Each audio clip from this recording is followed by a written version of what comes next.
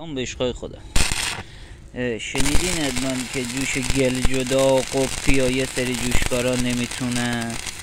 جوش گل جدا به این بستگی داره که کلفتی جوش چقدر باشه، طول جوش هرچی بیشتر باشه گلش بیشتر بلند میشه و فقط یه تکون کوچیک منظم میخواد، هیچ چیز دیگه جوش گل جدا احتیاج نداره. یعنی اگه یه جوشکاری اومد و من میتونم و تو نمیتونی، حتی تمرین نمیخواد. یعنی خود این سیم جوشو بذاری یواش یواش آب بشه، اصلا تکونش حتی ند، گلش جدا میشه. فقط بستگی به این داره که میخواین مثلا خوب کنده بشه، یکی جوش زیادی بدین، مثلا تا 10 سانت زیاد بلند نمیشه، میبینید کم، ولی هرچی طولانی تر باشه. بعد به هوا هم خیلی بستگی داره، هوا هرچی سردتر باشه راحت تر کنده میشه.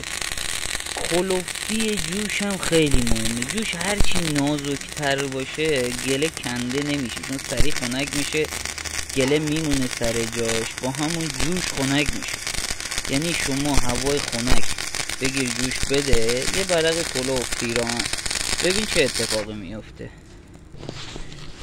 شما صابو بزن، من انقدر نکته جوشکاری بهت بگم که لذت ببرید.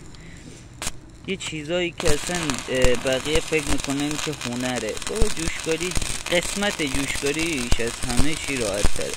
چرا؟ یه دری بسازی، یک الگویی درست کنی، یک کاری انجام بدی هیجان انگیز. بعد حالا ایشالله این کار دیگه آخرشه، کار بعدی قوطیاشو آوردن اونجا اگه ببینین که از اونم براتون میذارم که کلی لذت ببرین و کیف کنین. امیدوارم که همیشه جیبتون پر پول باشه، زندگیاتون سر کیف باشه.